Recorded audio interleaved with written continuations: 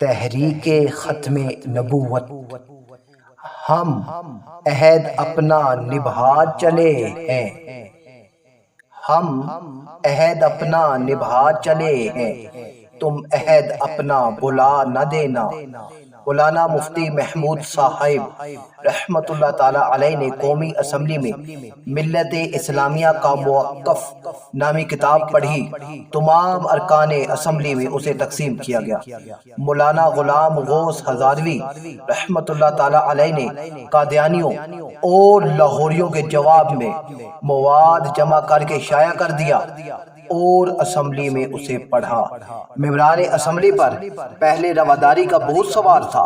مرزا ناصر Qadiani leader نے جب بحث کے دوران تسلیم کیا کہ وہ لوگ جو مرزا کو نہیں مانتے ہم ان کو کافر سمجھتے ہیں، تو اس سے ممبران اسمبلی کی آنکھیں کھلی۔